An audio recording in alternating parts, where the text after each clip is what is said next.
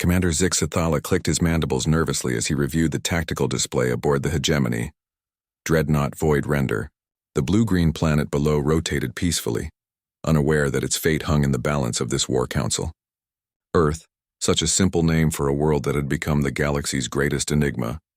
The humans have rejected our final ultimatum, reported Subcommander Veek, his crystalline carapace shimmering with barely contained aggression. Their response was peculiar. Zixathala's three eyes focused on the communication transcript. The human representative, a young woman named Naz Hassan, had delivered Earth's response with unsettling calm. We appreciate your offer to spare 10% of our population in exchange for total surrender. Our counteroffer is simple. Leave our system immediately or face the consequences. Consequences? Veek's laugh was a harsh scraping sound. They have barely achieved faster-than-light travel. Their largest warships are smaller than our escort frigates. What consequences could these primitives possibly— Silence. Zixathala's voice carried the authority of a commander who had conquered 17 systems. He had not risen to his position by underestimating enemies, no matter how seemingly inferior. Project the intelligence reports. The holographic display shifted, showing surveillance footage from the human colony of New Karachi. A young man named Raza Malik stood before a crowd of evacuees, his dark eyes blazing with determination as he spoke into a recording device. To whoever finds this message, know that we did not go quietly. Earth Command has activated Protocol Omega. Every human settlement, every outpost, every ship will fight until the last breath. We do not surrender, we do not yield, and we do not forget, Veek scoffed. Typical primitive bravado. Once we commence orbital bombardment— You will do no such thing, interrupted a new voice. The War Council turned as Fleet Admiral Kethavara materialized via quantum projection, her ancient form radiating an authority that made even Zixathala straighten. The Admiral was old enough to remember the Terran contact wars 3 decades ago. Admiral, Zixathala said carefully, our intelligence suggests the humans are technologically inferior. A swift strike? I said no. Kethavara's psychic emanations carried the weight of absolute command. You young fools know nothing of humanity. I was there during the Proxima incident. I witnessed what they call acceptable losses.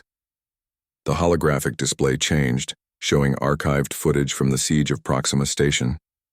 Human defenders, outnumbered 50-1, had held their position for 18 months. When the station's life support finally failed, the surviving humans had manually detonated their fusion reactors rather than surrender. They fought with broken weapons, Kethavara continued, her mental voice heavy with memory. They used their own bodies as shields for their wounded. When we finally breached their command center, we found children, their young, operating the defense systems while their parents died around them. Raza's voice crackled through the communication system as Earth's response continued playing. You believe strength comes from superior weapons, larger fleets, advanced technology. You're wrong. Our strength comes from something you cannot build or buy or conquer. It comes from the knowledge that some things are worth more than life itself. Veek's carapace dimmed. But surely faced with extinction. They will choose extinction, Kethavara cut him off. That is what you fail to understand. Humans do not calculate survival probability when their freedom is threatened. They calculate how much damage they can inflict before they fall. The display shifted to show real-time intelligence from Earth's surface. In every major city, civilians were constructing defensive positions. Children as young as 12 were being trained in combat techniques. Elderly humans, some barely able to walk, were volunteering for suicide missions against orbital platforms. On Luna Base, Naz Hassan stood in the command center, surrounded by tactical displays showing the impossible odds. Her aide, a nervous young officer, was reading casualty projections. Ma'am, even if we destroy half their fleet, we'll lose 98% of our population. Naz didn't hesitate. Then we make sure the other 2% remember how to rebuild. She turned to the communication array. All stations, this is Earth Command. Operation Last Light is now active. Every human world, every station, every ship, you know what to do. Across the galaxy, the message reached human settlements. On mining colonies, families gathered around dinner tables one last time before the adults left for battle stations. On research outposts, scientists uploaded decades of work to quantum archives. then took up weapons they barely knew how to use. Young Raza, now commanding a jury-rigged defense satellite, spoke into his final log. They think we'll break. They think survival instinct will overcome everything else. They don't understand for humans there are worse things than death. There's living as slaves. There's watching our children grow up in cages. There's forgetting who we are. Admiral Kethvara's projection flickered as she prepared to disconnect. Commander Zixthala, I am issuing a direct order. The fleet will withdraw immediately. Admiral, with respect, Zixthala began. This is not a debate. Kethvara's psychic roar made every officer on the bridge recoil. I have fought humans before. They are not the strongest species in the galaxy. They are not the smartest or the fastest or the most advanced. But they are the only species that becomes more dangerous when cornered. The only species that fights harder when hope is lost. She paused, her ancient eyes reflecting memories of burning worlds and endless human resistance. You want to know the humans' greatest weapon? It's not their ships or their bombs or their technology. It's that they genuinely believe that dying free is better than living in chains, and that makes them the most terrifying enemy in the known universe.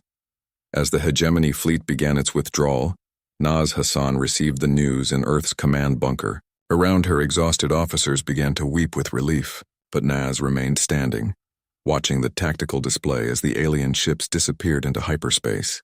Ma'am, her aide asked quietly, did we really win? Naz looked at the stars through the command center's reinforced viewport, thinking of Raza and millions like him who had been willing to die for something greater than themselves. We didn't win, she said finally. We just reminded the galaxy why some things are worth more than survival. In the depths of space, fleeing toward their home territories, the hegemony fleet carried with them a hard-learned truth. There are species you can conquer, and there are species you can destroy. But humanity had proven there was a third category. There are species you simply leave alone.